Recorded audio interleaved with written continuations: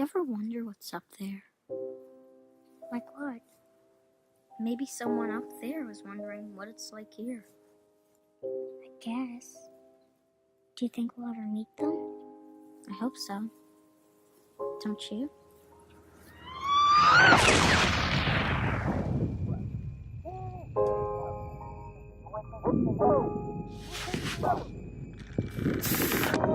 That plays a phone question. No teaching. Anyone on the chief? I think we lost the sergeant. Not yet.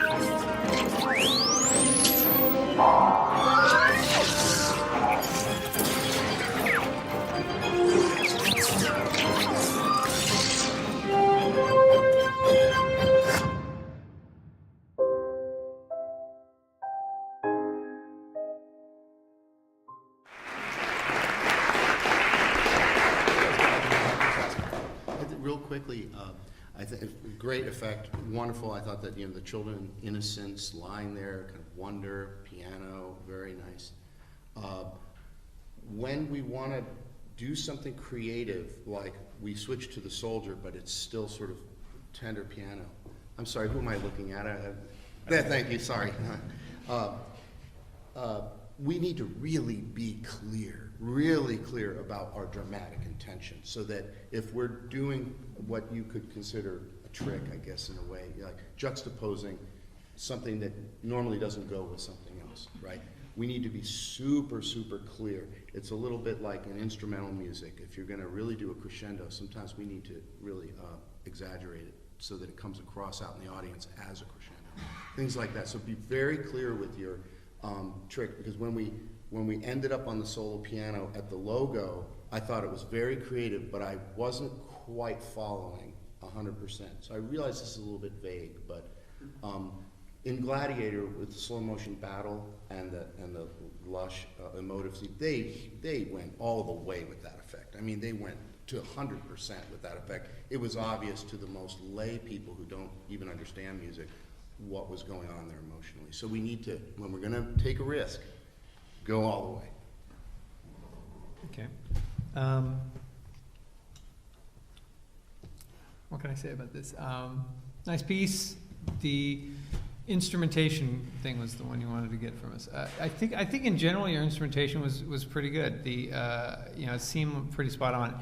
I'm kind of speaking because from a little experience, because I worked on the Master Chief Collection. I was the lead orchestrator, and both of the Halo Anniversary editions. So I kind of know the iconography, or whatever you call it, of that series. The only thing that stuck out for me, instrumentation-wise, was when you got to a little more of a rock thing in your action, and it felt like it just felt a little off. It wasn't. Where I think it can improve is more how you mix those rock elements. Honestly, I would recommend always, like, if you can, find somebody who mixes records, or that dates me, doesn't it? Phrase records, mixes iTunes releases. Somebody who's their experience is in engineering, and where they can make it just in your face, punchy, kind of a thing as far as the sound. I think that's a tough thing as composers, is to try and figure out, like, what's missing from your repertoire. You can be a brilliant composer, you can write wonderful melodies and great themes that are memorable, and you can orchestrate like a mofo, and you can do all these things, but maybe mixing isn't your bag. So find people to add to your team that are really great at that. That'll bring that section up a little more. The only other thing is it hinted a little bit in the action section of a little bit in a similar category to the kind of stuff that Marty would have done in the original series, as far as the sort of rock groove element. And your theme was so distinctively you. I wanted to see how you would do the action stuff that would continue to be a little more you and less closer to the series. But that's me.